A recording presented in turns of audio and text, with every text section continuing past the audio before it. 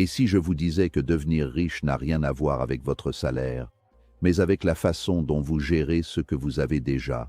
Chaque jour, des millions de personnes travaillent dur, gagnent de l'argent, et pourtant restent coincées dans le même cycle financier.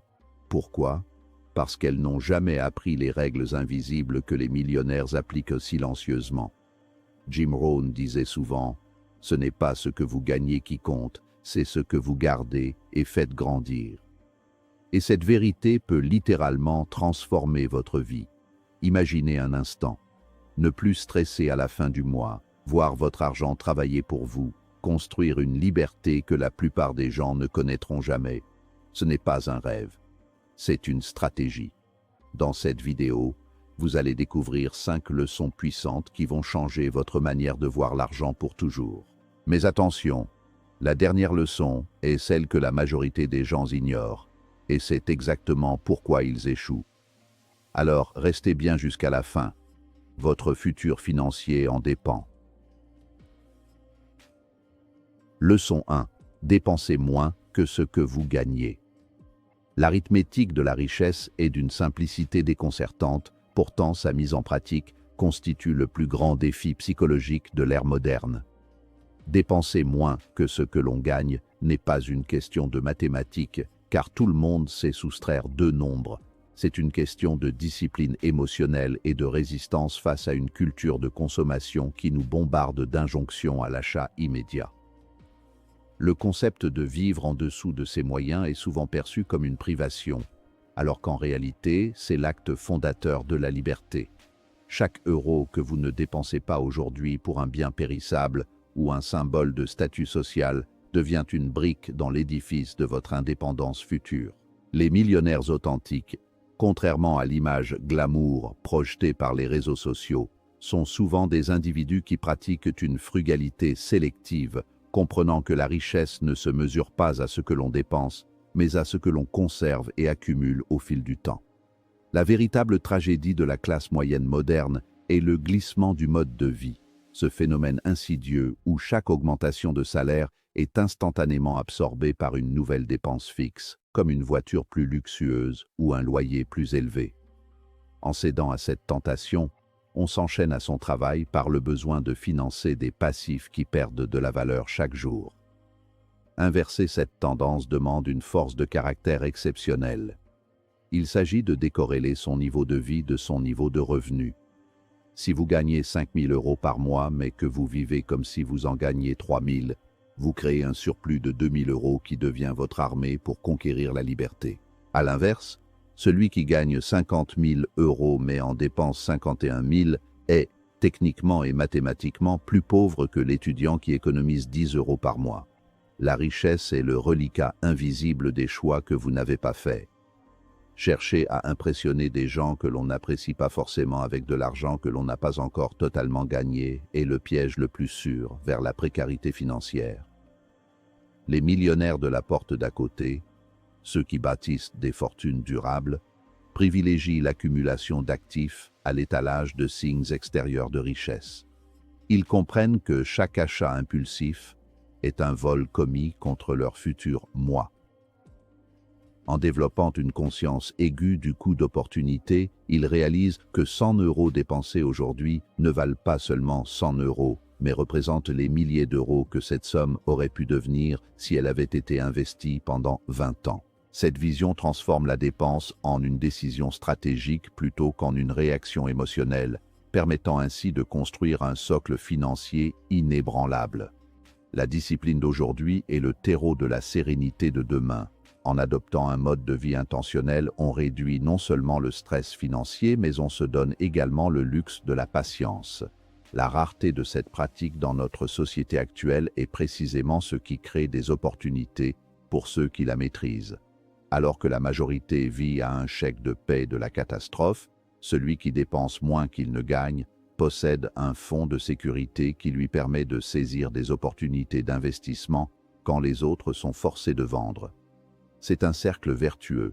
La retenue engendre l'épargne engendre l'investissement, et l'investissement engendre une liberté qui n'a pas de prix. En fin de compte, la richesse est ce que vous ne voyez pas. les voitures non achetées, les vêtements de marque laissés en rayon et les voyages fastueux reportés à plus tard. Leçon 2. Payez-vous en premier. Le concept de se payer en premier est le pivot central qui transforme l'épargne d'un vœu pieux en une réalité mathématique. La plupart des gens abordent leurs finances avec une logique résiduelle. Ils reçoivent leur salaire, paient leur loyer, leurs factures, leurs abonnements, leurs sorties, et espèrent qu'il restera quelque chose à la fin du mois pour épargner. Cette stratégie est presque toujours vouée à l'échec, car les dépenses ont une capacité naturelle à s'étendre pour remplir tout l'espace disponible. Se payer en premier signifie renverser totalement ce paradigme. C'est traiter votre épargne et votre investissement comme la facture la plus importante et la plus urgente de toutes, celle que vous devez à votre propre avenir. Dès que l'argent arrive sur votre compte, une portion prédéterminée est immédiatement transférée vers vos comptes d'investissement, avant même que vous ne puissiez envisager d'autres dépenses. Cette méthode repose sur une compréhension profonde de la psychologie humaine. Nous sommes des créatures d'adaptation. Si nous voyons un solde de 1 000 € sur notre compte, nous trouverons des raisons de dépenser ces 1 000 €. Mais si, par un virement automatique, 200 € sont prélevés dès le premier jour du mois, nous apprendrons à vivre avec les 800 € restants sans même ressentir de manque significatif. L'automatisation est l'outil secret de cette leçon. En supprimant l'effort de volonté nécessaire pour épargner chaque mois, vous éliminez la friction et le risque de tentation. Vous ne décidez plus d'épargner, c'est le système qui décide pour vous. Cela transforme l'épargne d'une corvée pénible en un processus invisible et inéluctable qui travaille en arrière-plan pendant que vous menez votre vie quotidienne.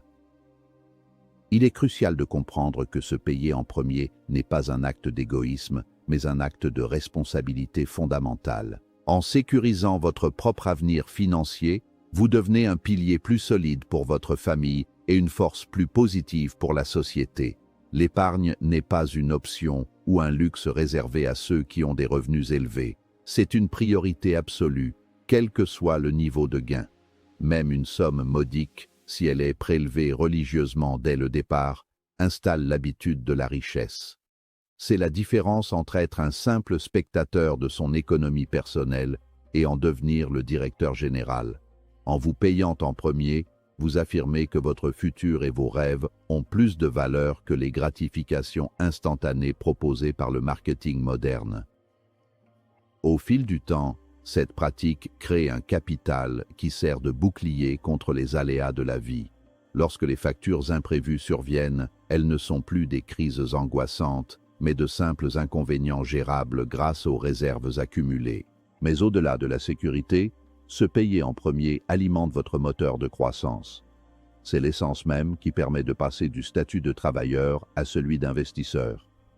En accumulant systématiquement du capital, vous vous donnez les moyens d'acheter des actifs qui, à leur tour, généreront des revenus.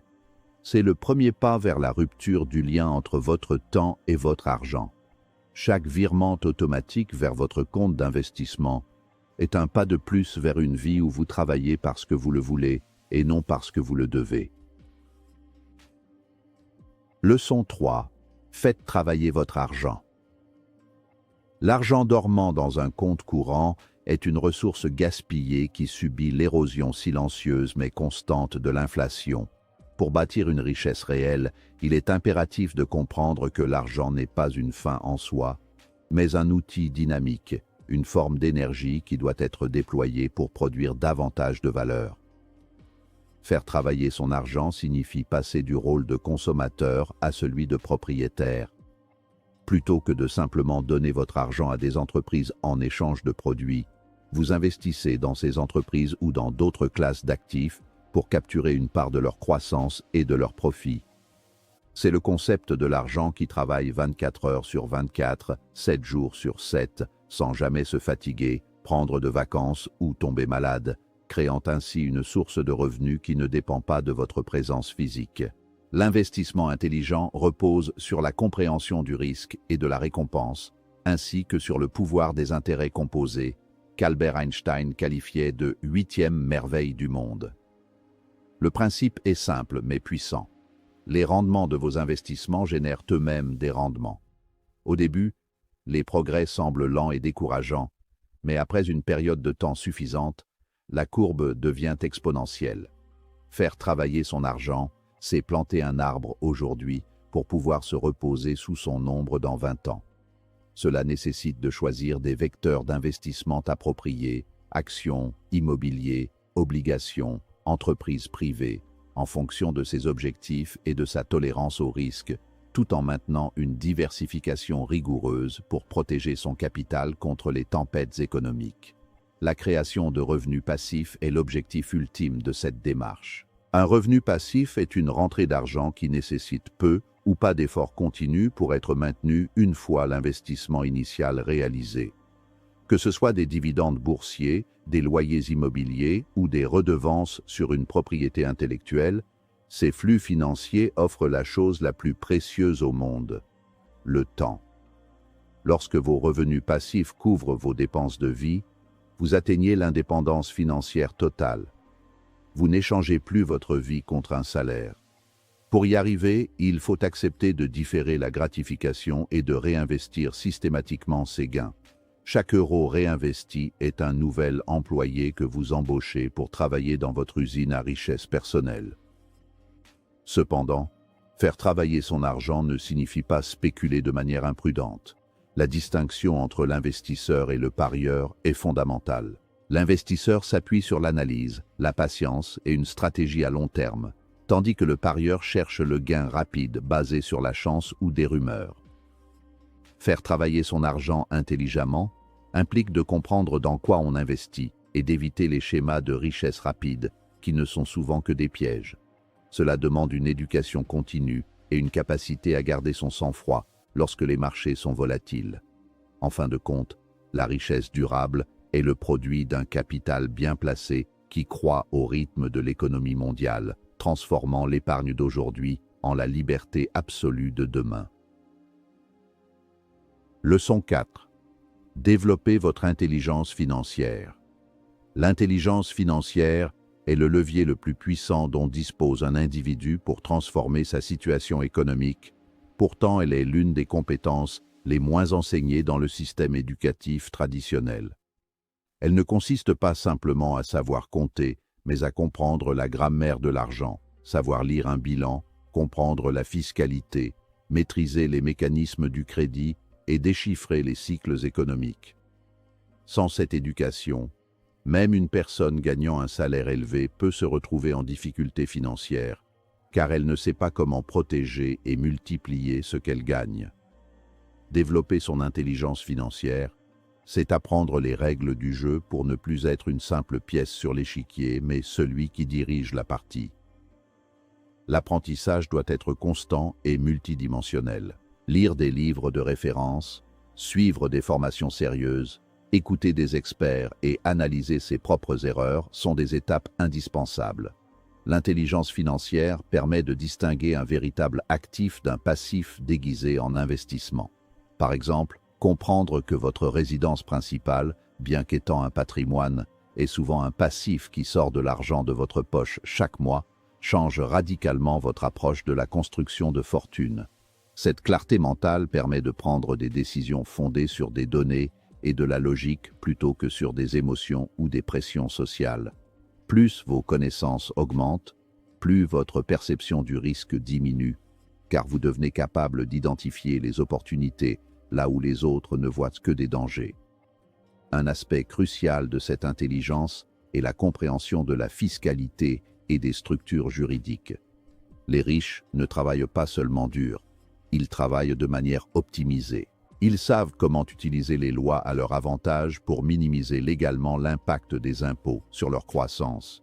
Apprendre comment fonctionnent les sociétés, les niches fiscales et la protection des actifs n'est pas réservé aux élites. C'est une nécessité pour quiconque souhaite conserver une part plus importante de ses revenus. L'intelligence financière vous apprend également à utiliser la dette comme un outil de création de richesse, dette positive, plutôt que comme un fardeau de consommation, dette négative. C'est cette capacité à manipuler les concepts financiers avec aisance qui crée la véritable barrière entre ceux qui stagnent et ceux qui prospèrent. Enfin, l'intelligence financière inclut une dimension psychologique et comportementale.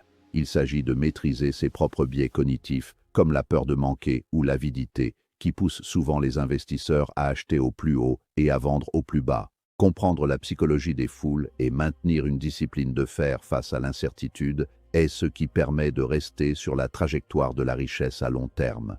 La connaissance est l'actif le plus rentable. Elle ne peut pas être volée, elle ne s'amortit pas, et elle produit des dividendes pour le reste de votre vie. En investissant d'abord dans votre propre cerveau, vous vous assurez que chaque décision financière ultérieure sera prise avec une précision chirurgicale, maximisant vos chances de succès dans un monde économique complexe. Leçon 5. Pensez à long terme. La patience est la vertu la plus sous-estimée dans le domaine de la finance. Nous vivons dans une culture de l'instantanéité, où l'on espère des résultats immédiats et où le succès fulgurant est glorifié. Pourtant, la quasi-totalité des fortunes solides et durables ont été bâties sur des décennies et non sur des semaines. Penser à long terme signifie adopter la perspective d'un bâtisseur de cathédrale, poser chaque pierre avec soin, en sachant que l'œuvre finale ne sera peut-être achevée que bien plus tard. C'est cette capacité à sacrifier le plaisir éphémère d'aujourd'hui pour la sécurité inébranlable de demain qui définit la mentalité millionnaire. Les gains rapides sont souvent le fruit du hasard et sont tout aussi rapidement perdus. La croissance patiente, elle, est le fruit d'une stratégie délibérée. Le long terme est le seul horizon temporel qui permet d'exploiter pleinement la puissance des intérêts composés. Si vous regardez un graphique de croissance financière sur 30 ans, vous remarquerez que l'essentiel de la richesse se crée dans les dernières années. La plupart des gens abandonnent trop tôt, juste avant que l'accélération exponentielle ne commence, parce qu'ils sont frustrés par la lenteur des débuts. Maintenir le cap pendant les périodes de stagnation ou de baisse des marchés est ce qui sépare les investisseurs chevronnés des amateurs. Penser à long terme offre un avantage concurrentiel immense, car la majorité de vos concurrents sont distraits par les bruits de court terme, les crises médiatiques et les fluctuations quotidiennes des prix. En restant focalisé sur votre destination à 10 ou 20 ans, vous gagnez une sérénité qui vous évite des erreurs coûteuses. Cette vision à long terme influence chaque aspect de votre vie financière. Elle vous permet de choisir des investissements de qualité plutôt que des paris spéculatifs. Vous ne cherchez pas le prochain coup qui va doubler votre mise en un mois, mais des actifs solides qui croîtront de manière prévisible au fil des ans. Elle change également votre rapport à l'échec. Un revers financier ponctuel n'est qu'un détail insignifiant à l'échelle d'une vie, une leçon apprise sur un chemin beaucoup plus long. Cette perspective aide à relativiser les moments difficiles et à ne pas paniquer lorsque l'économie traverse des zones de turbulence. Vous comprenez que le temps est votre allié le plus puissant, à condition de lui laisser l'espace nécessaire pour agir. Enfin, penser à long terme, c'est aussi envisager son héritage et l'impact de ses choix sur les générations futures. Les millionnaires ne pensent pas seulement à leur propre retraite, mais à la structure qu'ils laissent derrière eux. Ils construisent des systèmes qui peuvent leur survivre. Cette vision transcende l'accumulation d'argent pour devenir une quête de liberté et de transmission. Elle demande une sagesse qui accepte la progression lente et régulière plutôt que l'éclat trompeur de la rapidité. En fin de compte, la richesse n'est pas un sprint, c'est un marathon. Celui qui gagne n'est pas celui qui part le plus vite, mais celui qui refuse d'arrêter de courir, porté par la conviction profonde que la persévérance finit toujours par payer. Gérer son argent comme un millionnaire n'a rien de magique. Ce n'est ni une question de chance, ni une question de talent exceptionnel. C'est une question de décision, répétée chaque jour. La vérité, c'est que la majorité des gens savent ce qu'ils doivent faire, mais ne le font pas. Ils repoussent, ils hésitent, ils attendent le bon moment. Mais ce moment n'existe pas. Jim Rohn nous rappelle une chose essentielle. Le succès n'est rien de plus que quelques disciplines simples pratiquées chaque jour. Aujourd'hui, vous avez le choix. Continuez à vivre comme tout le monde, ou commencer à penser et agir comme ceux qui construisent une vraie richesse. Imaginez votre vie dans 5 ans si vous appliquez ces principes dès aujourd'hui. Plus de contrôle, plus de liberté, plus de possibilités. Mais tout commence par une décision. Une seule. Alors, la question est simple. Allez-vous continuer à gérer votre argent comme hier ou commencer à le gérer comme un millionnaire dès aujourd'hui? Le pouvoir est entre vos mains.